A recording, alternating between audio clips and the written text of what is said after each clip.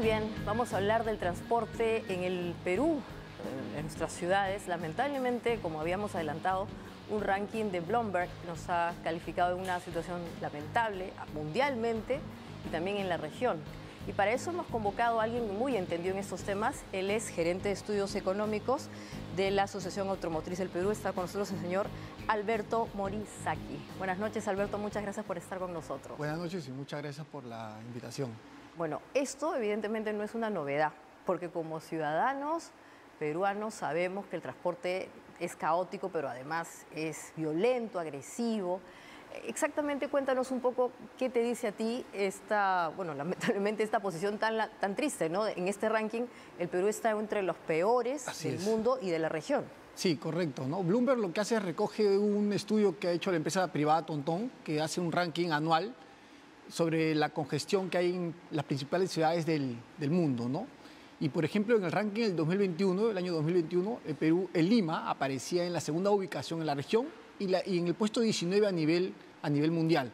Sin embargo, acordémonos que en el 2021 teníamos restricciones de movilidad por el tema de la COVID, entonces, de alguna manera, esa posición no era tan real, ¿no? Sin embargo, en el 2022, cuando ya se libera y se eliminan esas restricciones, Lima pasa a ser la primera a nivel regional, por encima de Bogotá y Ciudad de México, y a nivel mundial estamos en la octava posición, ¿no? A nivel mundial. Así es. Terrible. Por encima de ciudades como Bogotá, Ciudad de México, Santiago de Chile, Buenos Aires, estamos por arriba de todas ellas. Y lo que hace este estudio es considera el tiempo que se tarda en Lima transitar 10 kilómetros, ¿no? Y más o menos en promedio en Lima son 27 minutos 10 segundos, mientras que en Bogotá son algo de 26 minutos 20 segundos, ¿no? Y me parece que Ciudad de México es algo de 25 minutos. Entonces, eso es lo que hacen y hacen una comparación en todas las ciudades del mundo, pues, y Lima sale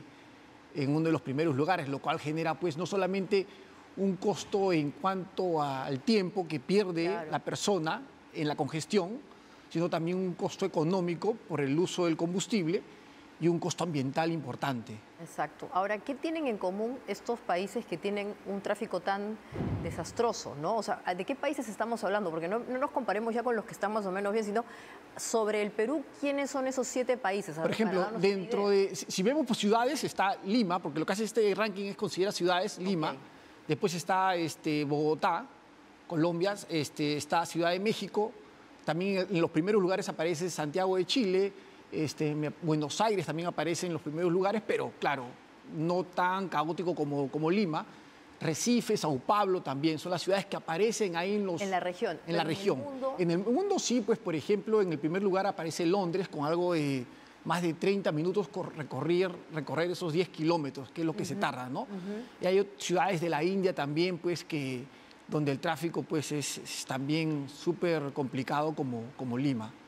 Claro, porque uno tiene la sensación de que el tráfico caótico tiene que ver con, yo lo explicaba ahora, con un sistema de transporte que no aprovecha distintas vías, ¿no? O sea, la lógica de lo multimodal. Correcto. O sea, tengo, por ejemplo, un ferrocarril, tengo un tranvía, y evidentemente también tengo servicio de buses y finalmente también vías como las ciclovías, en fin. La lógica multimodal, ¿cuán echada en menos lo tenemos aquí? En el Perú no tenemos nada multimodal. Correcto, ¿no? Y uno podría pensar que el nivel de congestión está de alguna manera relacionado con la cantidad de vehículos que existen en cada una de las ciudades, ¿no? Pero si uno se pone a ver las cifras, en Lima, por ejemplo, tenemos 5 personas por vehículo, mientras que en ciudades de la región de América Latina, que en ese ranking están por debajo en nivel de congestión que Lima, tienen más vehículos que Lima, porque, por ejemplo, Santiago tiene 2 personas por vehículo, Bogotá tiene 3 por vehículo y Ciudad de México también entre 3 y 2 por vehículo. Entonces, no es la cantidad de vehículos lo que genera esta congestión en la ciudad, sino son otros factores. Por ejemplo, lo que tú decías, ¿no? Un transporte público ineficiente, no hay un transporte público integral que solucione pues, la necesidad de movilidad de las personas. Tenemos otro factor importante, es el mal diseño vial, la mala señalización, la mala semaforización. Tenemos sistemas semafóricos de los años 50, 70, nada integrados y nada sincronizados entre ellos, ¿no? Entonces, esos son los factores que generan ese alto nivel de congestión. Ahora, también, a diferencia de otras ciudades, no tenemos un bono del chatarreo que saque vehículos obsoletos de las vías que generan congestión, porque se malogran y generan no solamente congestión, accidentes y también hacen daño al medio ambiente. Y tenemos también un sistema de inspecciones técnicas que no es eficiente. Por ejemplo, para darte unos números que llaman la atención en cuanto a inspecciones técnicas vehiculares. En el Perú, de cada 100 vehículos que pasan las inspecciones técnicas vehiculares, 13, 14 son desaprobados. En Alemania, de cada 100 vehículos, 20, 25 son desaprobados. En Chile, 30 vehículos de cada 100. En Costa Rica también 35. Entonces, nosotros nos preguntamos, ¿Lima tiene un parque automotor más moderno y más eficiente que el alemán, que el chileno, que el de Costa Rica, como para que el nivel de desaprobación sea tan bajo de los vehículos que pasan las inspecciones técnicas vehiculares? Y las inspecciones técnicas vehiculares justamente es un sistema que nos permite retirar vehículos que ya no deberían circular por las vías. Claro, entonces, esa sería la consecuencia lógica, ¿no es cierto? O sea, a la que uno llegaría, pero eso evidentemente no pasa. ¿Cuán antiguo es el parque automotor? En promedio estamos hablando de 14 años de antigüedad, ¿no? Cuando lo óptimo debería estar entre los 10 y 11 años de antigüedad. Ya. Entonces, lo que nosotros buscamos es, como asociación automotriz, promovemos que se generen políticas públicas que permitan retirar vehículos antiguos, obsoletos de las vías, pero que también se promueve el ingreso de vehículos nuevos con mayor tecnología y menos contaminantes, como es el caso de los vehículos electrificados, híbridos y eléctricos, por ejemplo, ¿no? ¿Y cuán fácil va a ser que podamos ver pronto este tipo de vehículos en Lima? En Santiago, si vamos a hablar otra vez ya de nuestros vecinos, hay una promoción tremenda. Así es. El presidente Piñeira empezó este movimiento que no solamente tiene que ver con el transporte, sino también, como has mencionado, con la contaminación, temas de sostenibilidad ambiental. En algún momento nosotros podremos empezar a ver o poder adquirir autos, ya que tú representas a la industria esta automotriz que está en el Perú, que puedan ser asequibles, porque en el mundo son económicos los Correcto. autos electrificados. Los autos electrificados te generan pues un ahorro en el uso del combustible, justamente en esta coyuntura donde el precio del petróleo ha subido de manera importante, un ahorro en cuanto a la operación del vehículo, porque el costo de mantenimiento es más bajo que de un vehículo a combustión interna. Pero a diferencia de lo que pasa en otros países de la región, como tú lo dices, Chile, Ecuador, México, Colombia, existen políticas públicas de incentivo, porque lo que se busca con esas políticas públicas es democratizar el acceso a esos vehículos eléctricos e híbridos que todavía tienen un costo por encima de un vehículo a gasolina, por ejemplo, están 20, 30% su costo por encima. Entonces, en esos países, para que sea más accesible ese vehículo para personas o un mayor porcentaje de la población, lo que hace el gobierno es políticas públicas, por ejemplo, reducción del IVA, del impuesto al IGB, del impuesto selectivo, aranceles, impuesto al patrimonio de tenencia o patrimonio vehicular, otro tipo de incentivos como, por ejemplo, descuentos en peajes, descuentos en el SOAT, en seguros vehiculares, vías exclusivas, estacionamientos exclusivos, una serie de incentivos. En el Perú, lamentablemente, no tenemos nada de ello, ¿no? Por eso, de cada 100 vehículos que se comercializan en el país en el año, solamente 2 son electrificados. En Colombia, de cada 100, 15 son electrificados. Y de Ecuador, que también con políticas públicas, de cada 100, entre 7 y 8 son electrificados. Nosotros estamos a la cola. Y ni qué hablar de países europeos, ¿no? Donde de cada 100, más de 90 son electrificados, ¿no? Entonces, ahí lo que buscamos como asociación de bancos es políticas públicas que incentiven y que se vea el mediano y largo plazo, porque como tú dices, estos vehículos lo que generan es un ahorro y un beneficio para todos los peruanos en el sentido de que contaminan menos, ¿no? Sí. Ahora, hay otro dato importante. Tú has hablado de que en verdad la congestión no tiene que ver con el número de vehículos que vemos en las calles, sino más bien cómo están dispuestos y cómo se ordena el tráfico. Correcto. Y eventualmente también tiene que ver con la señalización en calles. Hay avenidas que son muy pequeñas y vemos autos enormes o que están compitiendo con un bus. También hay una tendencia, ahora que se habla de autos electrificados, a reducir el tamaño de los vehículos. ¿Eso cómo lo ves en el caso del Perú? ¿Tú crees que se va a tener que dar algunos incentivos para que las personas piensen en tener vehículos más pequeños? Porque acá por un tema de seguridad se siente la persona segura de tener un super vehículo enorme, que es hasta un vehículo rural en medio de la calle de Lima. Eso también pues congestiona un poco el tráfico, no tiene mucha lógica. podremos ver en algún momento vehículos eléctricos pequeños, que son los más económicos además. Correcto, pero lo que es importante acá es que con una buena señalización o un buen diseño vial hay espacio para vehículos, que te digo, camionetas, vehículos pequeños, bicicletas. Lo que se necesita en el país y en todas las ciudades, no solamente Lima, Arequipa, Cajamarca, hemos visitado Cajamarca y Arequipa, y el nivel de congestión también es impresionante. Y el problema principal es un diseño vial que no lo hacen expertos en el tema, en la materia. Lo que nosotros como Asociación Automotriz venimos impulsando y conversando con el sector público es la creación de una agencia nacional de tránsito y seguridad vial. Ajá. Esta agencia es una agencia articuladora, como existe en otros países de la región y del mundo, en Argentina, Chile. Es una agencia que se encarga del rediseño vial, de ver, por ejemplo, que las municipalidades al momento, tú lo has visto en las calles, ¿no? Que las municipalidades al momento de hacer una ciclovía, no acabe un distrito y ya no haya ciclovía, sino que continúe y que la ciclovía vaya o sea de alguna manera la adecuada y que vaya por la vía adecuada. Igual, por ejemplo, las señales de tránsito, a veces cada municipio pone señales de tránsito que inclusive no están en la norma, ponen señales que no existen y no hay una entidad que regule y supervise eso. O, por ejemplo, lo que se dice, se hacen obras de infraestructura.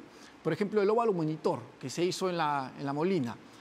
En ese sentido, no hay una entidad que fiscalice y que demuestre con estudios fehacientes que realmente se necesita un óvalo o simplemente mejorar el diseño de la intersección. Por ejemplo, en Lima, por una intersección semaforizada, deberían pasar entre 800 y 1.200 vehículos. Sin embargo, en Lima pasan entre 400 y 600 vehículos. Es porque la intersección está mal diseñada.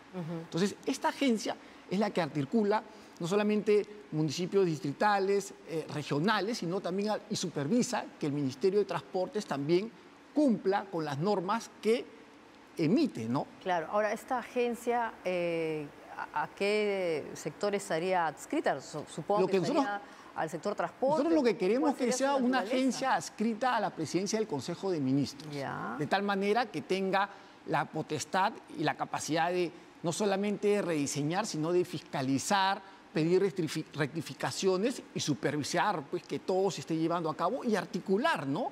Igual como existe, por ejemplo, la Contraloría, que se encarga de fiscalizar que los entes del Estado de alguna manera realicen su labor correctamente. Igual en el tema de Indecopi, por ejemplo, ve que las municipalidades cumplan. Organismos reguladores. Así es. Ahora, es verdad, la PCM es una suerte, vamos a decir las cosas, de cajón desastre, ¿no? Todas las entidades autónomas terminan allí.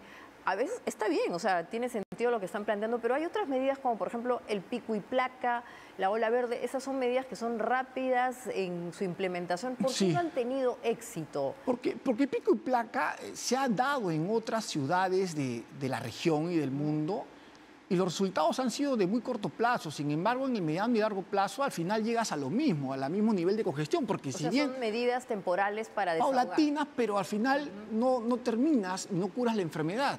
Son analgésicos nada más. Sin embargo, por ejemplo, limitas el tránsito en una vía y lo que hacen se van a otra vía que quizás no está preparada para la cantidad ni para los vehículos ni para la cantidad de tránsito que normalmente podría recibir esa vía. Y no solamente genera congestión, sino también puede generar accidentes de tránsito. Entonces, esas medidas de pico y placa no han tenido resultados en otros países de la región y del mundo. Y como te digo, eso no es al final lo que va a resolver de fondo el problema de congestión que tenemos en la capital y en las ciudades del país, ¿no? Ahora, Alberto, solamente para cerrar o redondear esta idea de esta agencia nacional, ¿y el Ministerio de Transportes y Comunicaciones qué tiene que decir al respecto? ¿No está funcionando o cómo coordinan ustedes este tipo de medidas? Lo hemos coordinado, nos hemos reunido con el Ministerio de Transportes, hemos hablado con ellos, con la presidencia del Consejo de Ministros también. Entiendo que el tema lo están revisando y lo que hacemos nosotros es básicamente dar a conocer políticas públicas exitosas que se han llevado a cabo en otros países de la región. Acá no estamos inventando la pólvora, nada. Hay experiencias y evidencia que nos dicen qué cosas funcionan y que en Lima podría funcionar. No solamente necesitamos una Agencia Nacional de Tránsito y Seguridad Vial, necesitamos, por ejemplo, un sistema de control como pasa en otros países de la región, donde en un sistema de control en la ciudad controlas todos los semáforos, tienes todo sincronizado. Pero eso también caería dentro de la gestión de la Municipalidad de Lima, ¿no es cierto? Porque también tiene una correspondencia. Aquí, en verdad, tenemos un problema multiagente. Así es, ¿no? correcto. Entonces, son muchos los actores y cada actor hace lo que cree que está bien y cree que está bien. Sin embargo, esta agencia va a tener gente especializada en diseño vial, que son pocos en el país realmente. Son pocos los especialistas, técnicos, ingenieros en temas de tránsito. Y la idea es que esta empresa o esta agencia especializada en eso se encargue, pues, no solamente de articular, como te dije, ¿no? Fiscalizar que el Ministerio de Transportes, por ejemplo, lleve adelante correctamente las normas que ellos emiten, ¿no? Porque a veces se emiten normas y están ahí, como muchas veces pasa, la ley está ahí y no hay cumplimiento de la misma, ¿no?